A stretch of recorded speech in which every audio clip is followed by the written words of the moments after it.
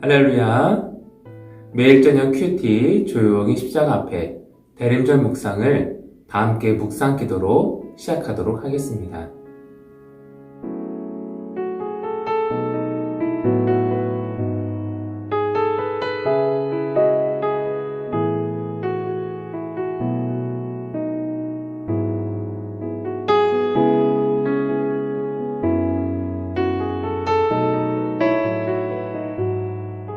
아멘. 오늘 우리가 함께 묵상할 하나님의 말씀은 요한계시록 16장 10절부터 11절까지의 말씀입니다.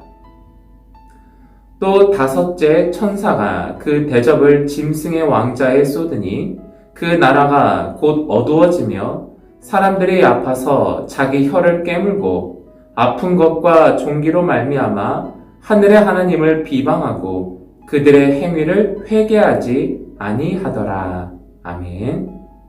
좋은 일은 혼자서 몰래 왔다 가고 나쁜 일은 떼지어서 한꺼번에 몰려온다는 말이 있습니다. 살다 보면 이 말이 참 실감날 때가 많지요. 그런데 그게 꼭 그래서만은 아닐 것입니다. 좋은 일이 몰래 온다는 것은 우리가 좋은 것을 잘 느끼지 못하기 때문일지 모릅니다.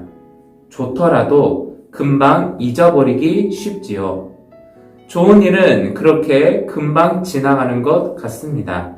그런데 나쁜 일은 우리를 괴롭히기 때문에 마음에 더 깊이, 더 오래 상처를 남기기 마련입니다.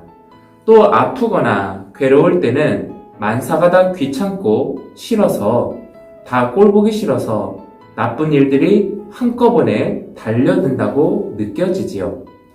어쨌거나 우리에게 좋은 일만 찾아왔으면 좋겠습니다.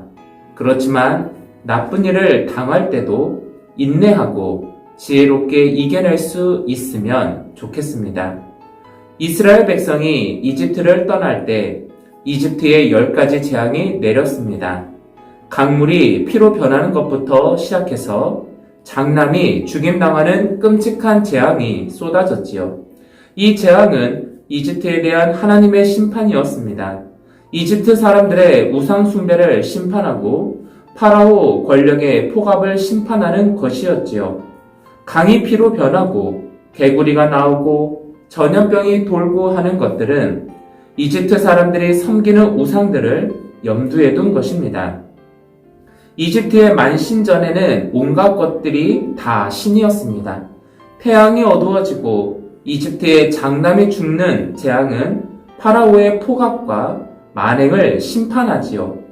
파라오는 태양신의 대리자이고 파라오는 히브리인의 남자 아기들을 살해했습니다. 그런데 그 10가지 재앙이 계속 내리는 동안 파라오의 태도는 어땠을까요? 돌이키지 않았습니다. 오히려 더욱 마음이 강팍해지고 고집을 부렸지요. 그래서 결국 마지막 재앙까지 다 당해야 했습니다. 10재앙을 내리신 분은 하나님이시지만 정작 끝끝내 재앙을 끊어내지 않은 것은 파라오 자신입니다. 그는 돌이킬 줄, 회개할 줄 몰랐습니다. 계시록에는 10재앙을 넘어서 7재앙이 계속 꼬리에 꼬리를 물고 이어집니다. 7 봉인이 떼어질 때 전쟁과 사륙과 파괴와 기근과 전염병의 재앙이 계속되지요.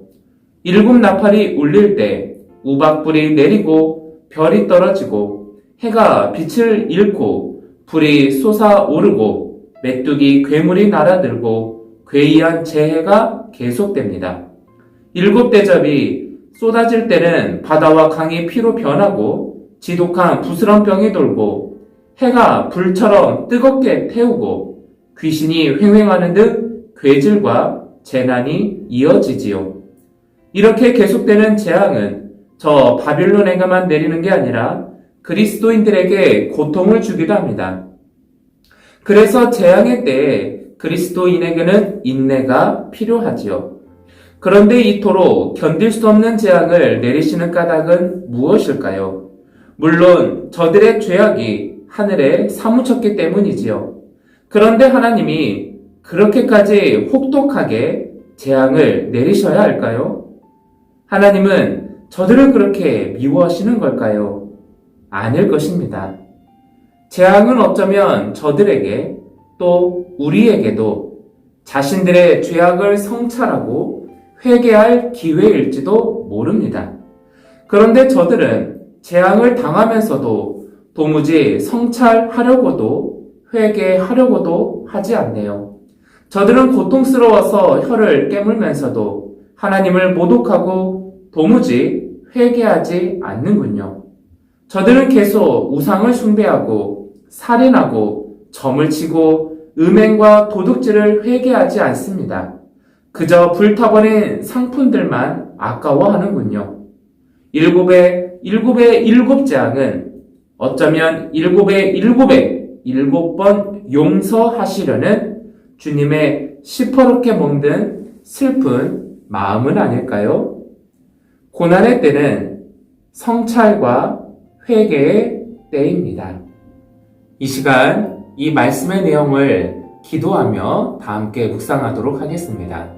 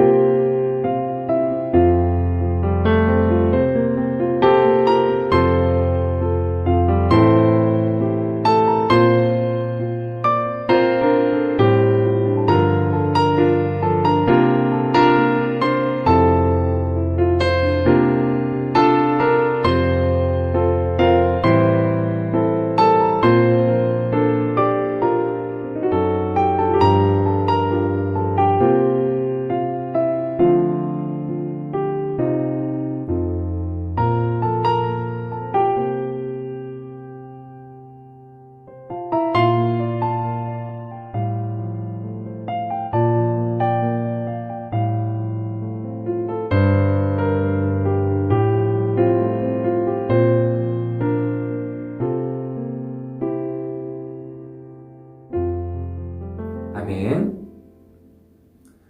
여러분들은 오늘의 이 말씀을 통해 어떤 묵상에 또 마음의 깨달음이 있으셨나요? 결국 이 코로나 상황처럼 또 오늘의 말씀처럼 이집트 사람들에게도 또 계시록에 등장하는 사람들에게도 또 이 시대 우리에게도 재앙은 예기치 않게 찾아올 때가 있습니다. 하지만 반대로 재앙이 임하지 않았었을 때 우리에게 주셨던 하나님의 보호하심과 은혜들을 우리는 감사할 줄 몰랐던 것을 우리가 첫 번째 깨닫게 됩니다. 그리고 두 번째는 우리에게도 과거의 성경의 역사 속에서 등장하시는 하나님께서 주시는 이 고난의 시간들과 고난의 때는 결국 우리가 하나님께로 돌이킬 수 있는 기회의 때라는 것을 우리가 두 번째로 깨닫게 되는 것 같습니다.